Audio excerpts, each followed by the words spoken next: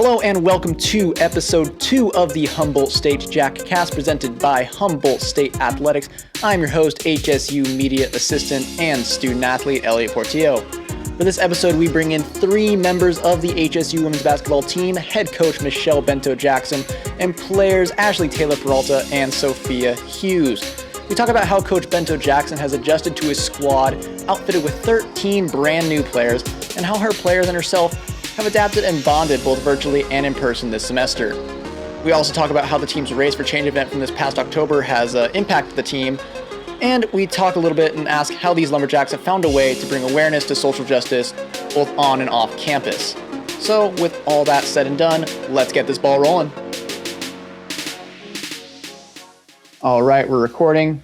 Hello everyone, my name is Elliott Portillo. I'm the host of the HSU Jack podcast. And I'm here with HSU women's basketball coach Michelle Bento-Jackson, Ashley Peralta, and Sophia Hughes. Ladies, thank you so much for coming in and joining me on the podcast. Thanks for having us. Of course, yeah. Excited to be here. All right, so I'm just going to jump right into it. The first questions are going to be for Coach Bento-Jackson. So how excited are you for this brand new group? And what really are your expectations, barring that there's some games coming up? Well, first I'll start off with just the group as a whole. As you mentioned, we have 13 brand new players and a combination of some youngsters with the freshmen, some JC transfers, a couple 4-year transfers. So we kind of got a mix of everything. But I'm really excited about this group. I think it's kind of cool, to be honest, that we're all kind of going through this together. It's everything's new for all the players, whether it be me teaching something or just getting adapted to our schedule or so many different things. And they don't have anybody, as a returner to kind of show them the way. And I kind of like that in a weird way. It's been fun just watching them grow and kind of learn together. And during this pandemic, one thing that's really been a plus for us is, in a normal year, our new incoming student athletes don't get to campus until August. And that's when we kind of start really building relationships outside of the recruiting process. Well, due to all the things that are going on in the world and the pandemic and everything else, our group has been doing team Zoom since, I want to say back to March when this all really began. And even though it was virtual and on Zooms until August, it was still a jumpstart to us getting to know each other and starting to build relationships. And so I feel like we're kind of way ahead of the ball game in that area, which I've really enjoyed because sometimes we don't get that time. And then going into when the girls got here in August, normally it's like hit the floor and we're preparing and it's intense right from the jump. And this year, obviously, in so many cases, it's just been really different. So, but I've enjoyed it at the same time because it's been not necessarily relaxed, like the girls aren't working hard because they are, but we've just been able to spend time in other areas where sometimes I'm not able to do that with them when school first starts and we're really getting ready for practice. How has it been having that opportunity to be able to actually go on campus and practice with the team? Just go into detail on that a little more and how you feel the team is kind of connected, one with the Zoom meetings virtually and two, just with that, at the very least, being the only team in the CCA right now that still can actually practice in person in some regard. Right. I mean, even though there's challenges and it's a constant roller coaster day to day as far as guidelines, we are still extremely just thankful that we have this opportunity. I mean, we just talked the other day of just, at times where there are hard times and we don't know necessarily what the future is going to look like, just to embrace and really appreciate this time that we do have together. And as you mentioned, we're the only team in the conference that has this luxury of being together on campus. And even though it's been really tough between quarantine times and restrictions and limitations, you can sit back and you can complain about those things, but we would sound pretty silly because we're also very, very fortunate. So we get in the gym and the girls get in the gym almost every day. And it's been really a bonus for us. And we're going to certainly take full advantage of the opportunity that we have together. I'll just say, at the very, very beginning when the girls got here, I mean, it was like straight quarantine. But we have a kind of a small roster size where there's only 12 of the girls here. So we were fortunate that we got to go into one pod. I don't remember when, but we didn't have to stay in just small groups for very long. So that's been helpful too. And since we did go into one pod where the entire team could be together, girls, you can speak on some things that they've done on their own, but that's been certainly a plus for us that we've been one pod for quite some time now. being allowed to be in one pod from the start actually really did help us chemistry wise, I feel. Like, because we were just from the start, we were able to just see each other and in a safe way, obviously, but we were still able to just hang out, learn about each other, learn what we like to do off the court and all that kind of stuff. And like for me, I feel like all that stuff that happens off the court with each other, learning and all that stuff is really important when it comes down to how you play with each other on the court. Just that it helps a lot more and all that. So I think it was really great. And yeah. Tell me a little bit, both of you, how the transition's been so far into this program and two, just to life in the Redwoods in general, because it's a little different than a lot of other places will be, especially if you're from like the Bay or LA or a lot of those other spots. Yeah, I mean, I'll talk about the transition first. The transition, especially with COVID and not being able to come visit, was kind of like weird, like you can Google, you can do all the Googling, all the searching, watch all the videos, anything you want, you can do that, but it will never like compare to actually being out here. So it was kind of interesting to like virtually figure out the landscape and do that. And then when we got out here, it was like, oh, like, this is really like in the woods. Like there's no mall. There is a mall, but there's like 5 stores in the mall. There's no like real like mall where you go shopping. There's no like city urban area to like really hang out. So kind of figuring out that was the lay of the land once we got here was definitely more of like a culture shock than I think if like we would have been able to actually see it in person before we came here. I'll just a FYI is not only are they both JC transfers, but Sophia's originally from Minnesota and Ashley's originally from Hawaii. So Soph went to JC in California and Ash went to JC in Washington. But as far as their hometowns and their upbringing, very, very different. So they've been around. So that's interesting. What brought you guys specifically to Humboldt after jumping around so much? The coaches. Can I just be honest? The coaches. From day one, like of recruiting, like they have just been so great and so honest and like so like just like transparent with everything that they've said. And I really felt like being able to trust my coach and like being able to really rely on them, like that was a huge factor in where I wanted to commit and who I wanted to play for. Because at the end of the day, it's a lot of time and energy and hustle and love and sweat and all that stuff. So you don't want to just do that for anyone, I felt like. So it was the coaches. 120%. Humboldt, definitely the coaches had a really big impact on me making the decision to come out here.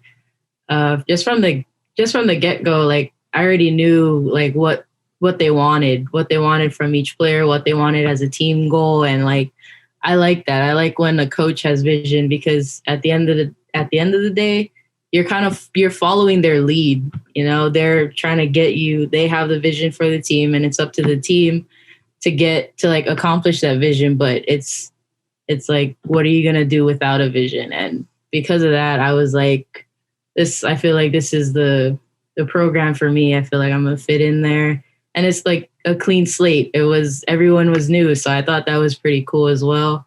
So back in October, women's basketball kind of mobilized to participate in the Race for Change program, which was a way for them to help raise money for the African American Center for Academic Excellence on campus.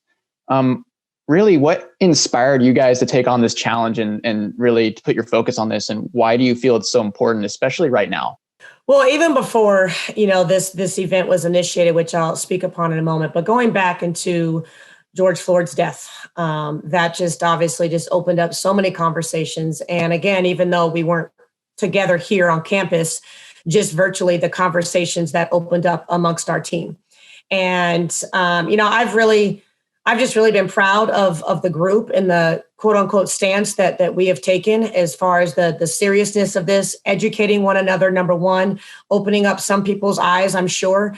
But certainly we want to take advantage of any opportunity that we could to combat racism. And, these are real things that are happening in our society, from white supremacy to police brutality to racism.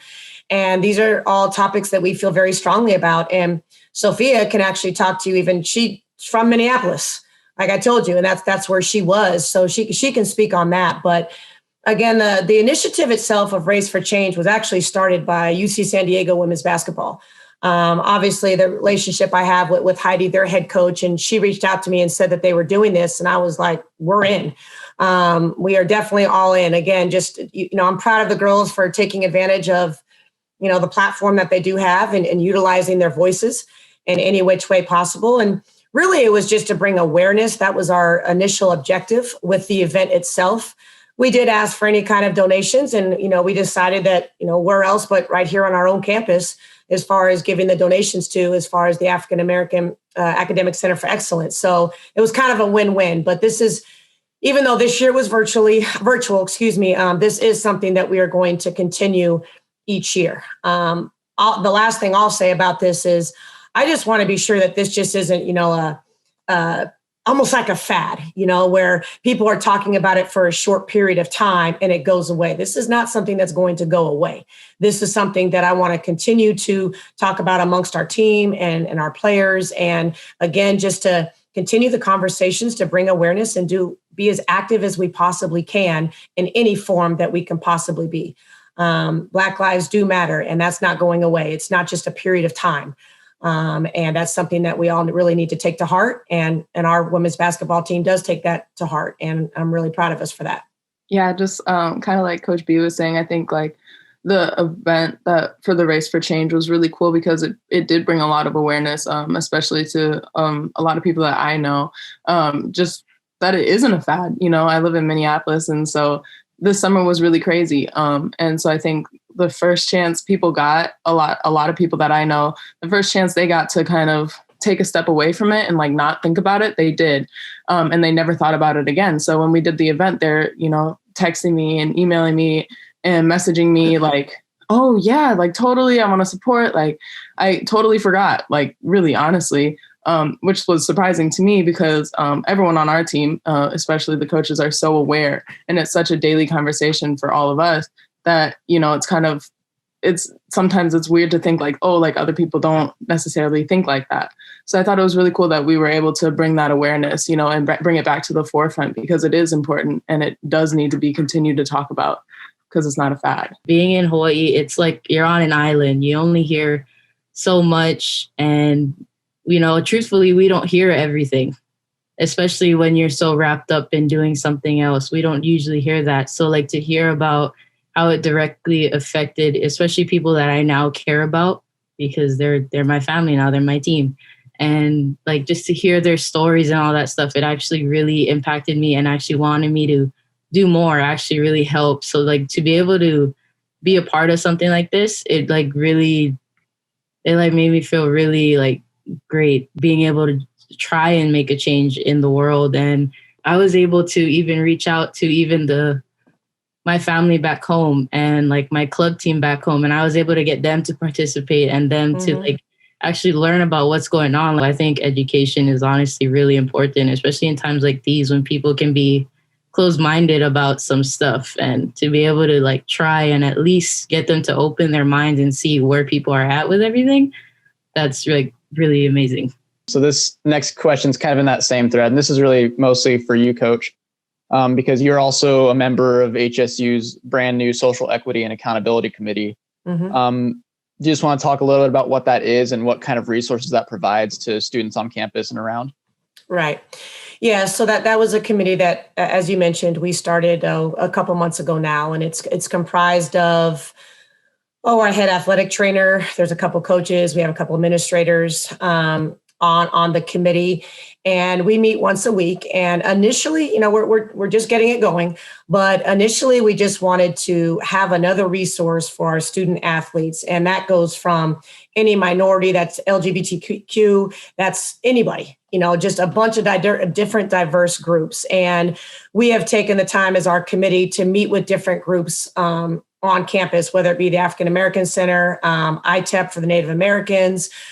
We've been doing different Zooms. We've been bringing in people of different diverse groups amongst our student athletes, and we've had them as guest speakers, and just to hear their experiences.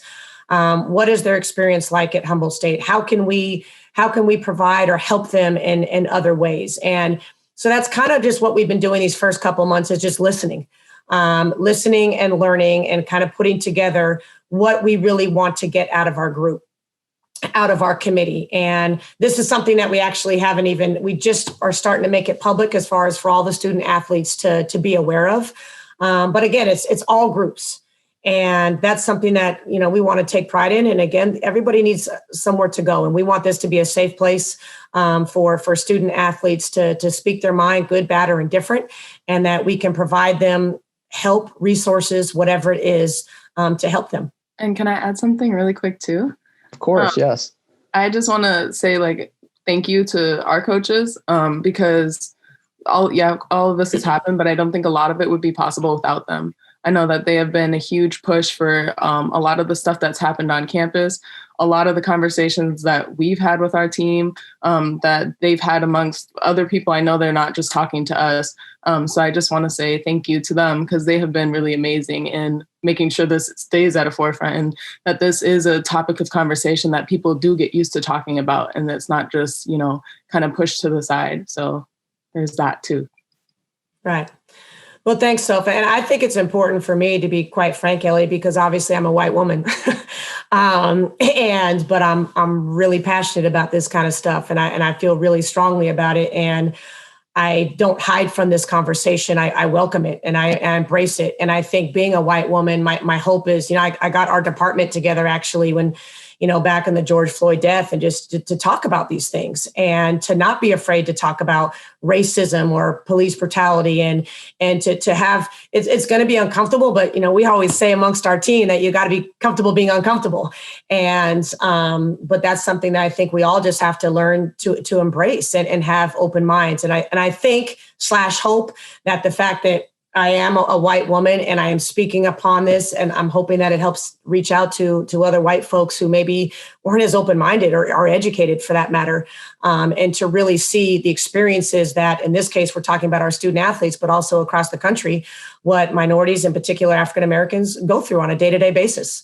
And hearing our Black student athletes on our team share their experiences that they've gone through with our team, that's kind of what Ashley was alluding to, is you're like, whoa. When you haven't lived that and you haven't been a part of that, you're oblivious. And so to hear each other's experiences. And so I just think it's just critical. And we will certainly continue to do whatever we can. So I just want to say thank you for having us, Soph and Ash. Great job today. Thank you for having us, Elliott. We appreciate you reaching out to our women's basketball program whenever we can take the opportunity to speak and get our word out there. We certainly would love to. Of course. Thanks so much, you guys. Bye, you guys. Go Jacks.